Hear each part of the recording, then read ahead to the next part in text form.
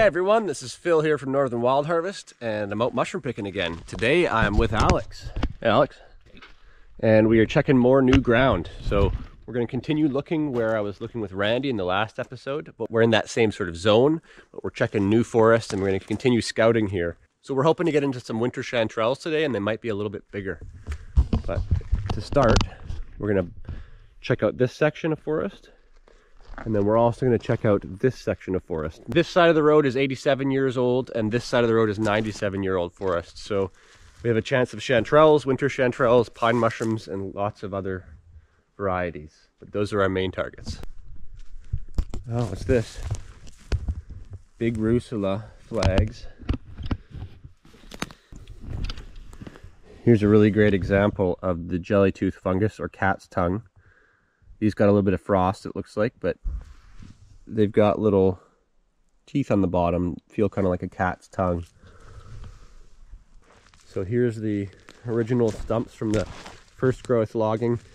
And in these forests, I've still been finding mushrooms in the duff of these old stumps. Get some pictures, dude. Yeah.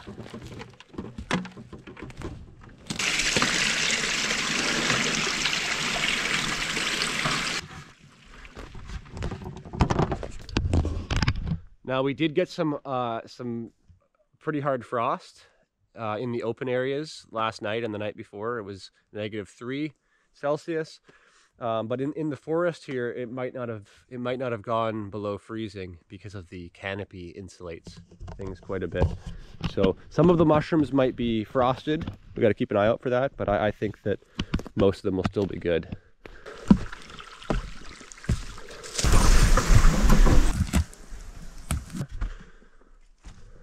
And you can see in here there's a lot more of these understory plants. You know, you have sword ferns, Oregon grape, deer fern, huckleberries. You can find mushrooms in these forests, but when the understory plants are super thick, it can suppress mushroom growth in some cases.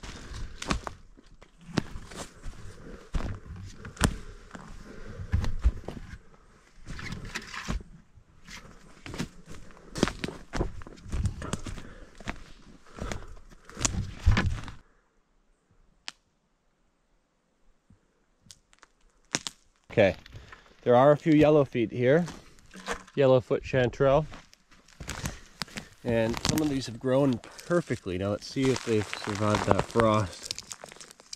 Oh, they're actually frozen. So if we pick these today, they are totally fine. Frozen yellowfeet.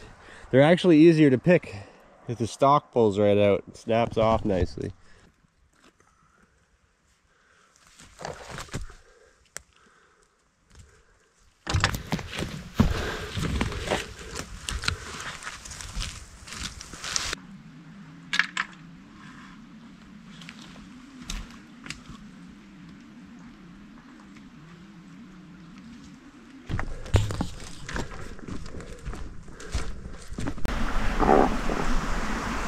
Here is a lobster mushroom, and it might be a little old. Yeah, it's totally frozen. I'm going to leave this, but it's cool. So it's actually a Rusula mushroom that's been taken over by another fungus, if you didn't already know. And they turn orange. We do pick a lot of lobsters. Got lots of dried lobster right now. There's an even older one. Yeah. This is funny. The road crew has cleared out a little berm here. And out of the soil that they've pushed up together here is chanterelles. Now that one's just too dirty to take, but it's cool to see them here. These ones are okay, they're a little small. If it were later in the season, I'd leave these to grow, but because of cold weather moving in, I grab them. Yeah, they're definitely old trails. Here's one of my favorite mushrooms. This is a hedgehog. Sweet tooth is the other name for them. Awesome mushrooms.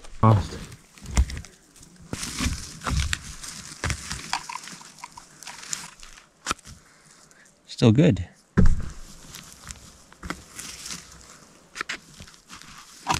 this forest has reached an age where it's thinned itself out. So all the lower branches will fall off of these 100-year trees. And what you'll notice here is in the understory, a whole sea of baby hemlock trees has started as the canopy opened up and sunlight was allowed back in here. It's caused all these baby hemlocks to flourish. Oh, too old. Leave that guy. Here's another piece of old lobster mushroom. But all those summer mushrooms are reaching their end for the season.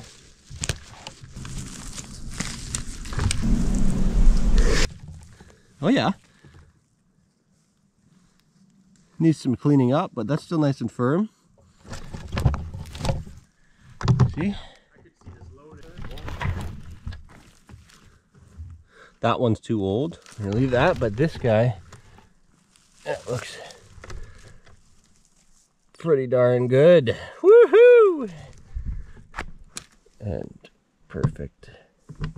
You can see they're very dirty on top. I have to do a lot of work cleaning these, but you make up for that when you're in a patch because they're so big. So you don't get a lot of volume quickly.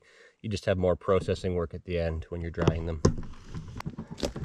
I'm just in this ravine right now. And I found a knife. Probably a mushroom picker, just stuck it in there and forgot about it. So we were just picking in all this. Now, it's hard to tell,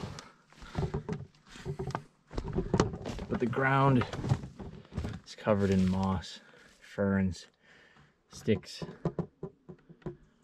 huckleberry bushes, all sorts of undergrowth. We're finding the odd mushroom here and there. But then I come over into this section where the ground is more this duff, pine needles, dirt. See some more in the distance there. See, it's less green. Right over here, I spot a line of nice big chanterelles. Boop, boop. Right.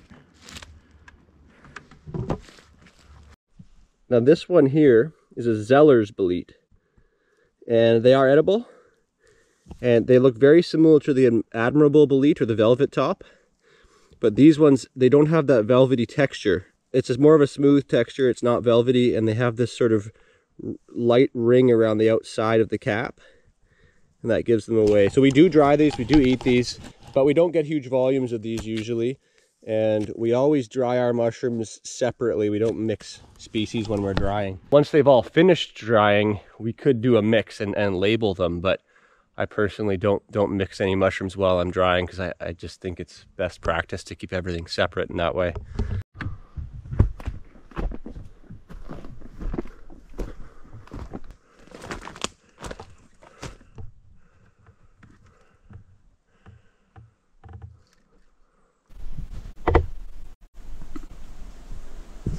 So these first couple spots that we've checked are a little bit closer to the ocean. There's a lot more underbrush, understory plants in these coastal areas. And so I think we'll probably head into that deeper mountain forest.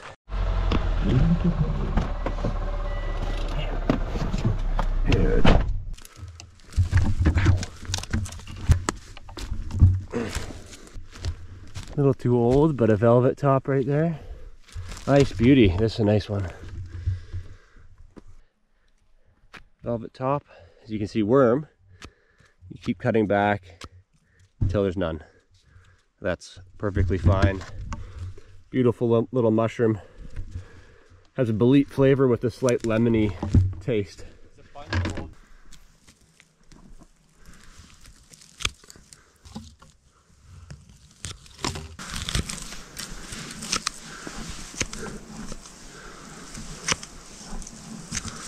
It hasn't been too frosty or too cold. They're definitely still growing here. So I've left all these babies in a line.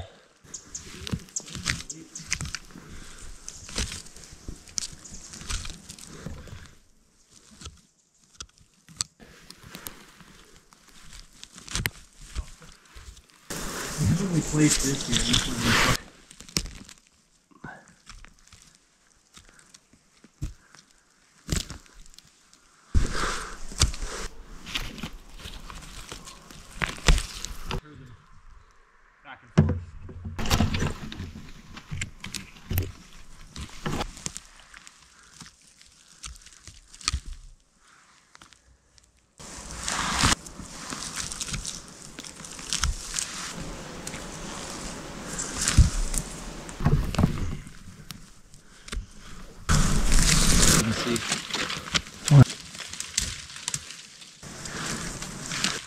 I just had some of our dried yellow feet for dinner last night, and they rehydrate amazingly.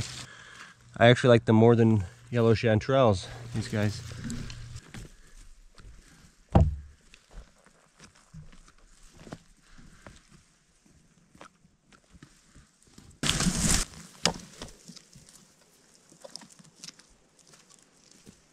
Going to some over here. Look at this flush.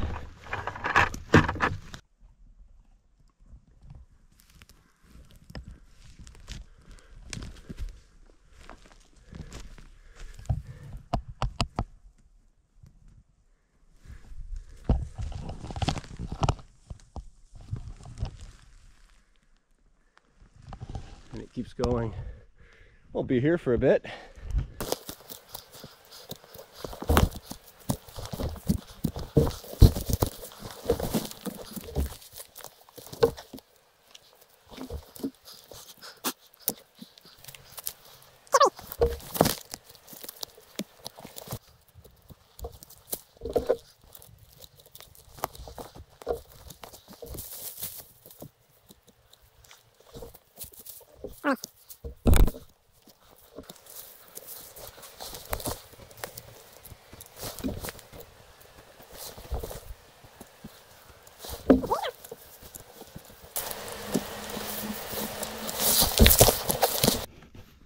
You can see here's an earlier flushing one that's dried out naturally.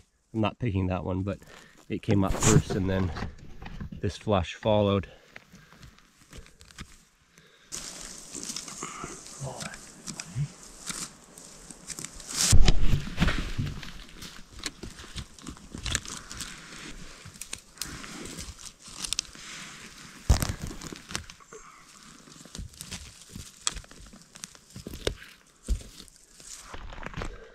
Look at this.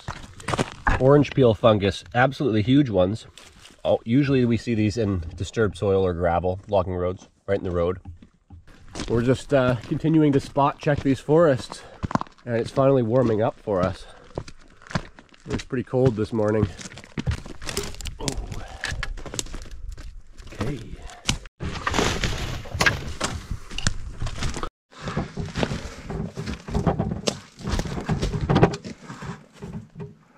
So there's a overhang right there. Bones right over there.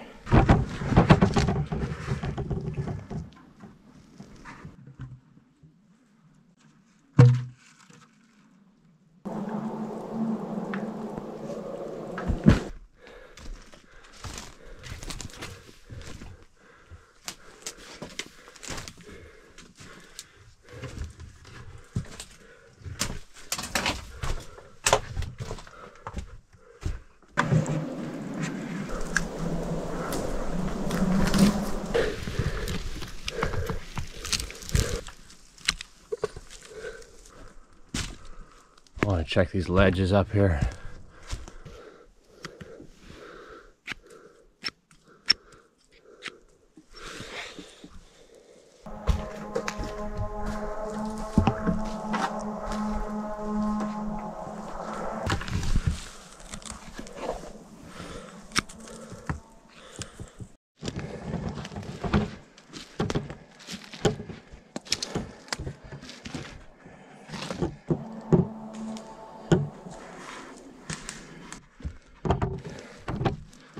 Old barrel.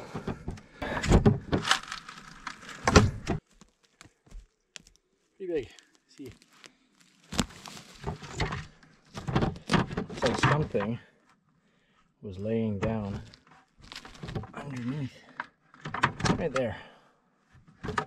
Underneath the log.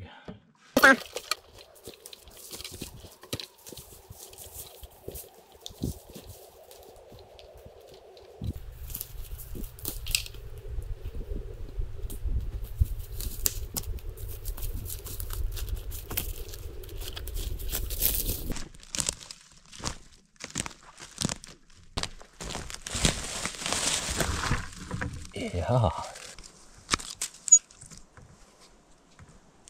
We hope you enjoyed today's episode. If you did, consider liking and subscribing to our channel, or check out our online store on Shopify. Thanks for watching.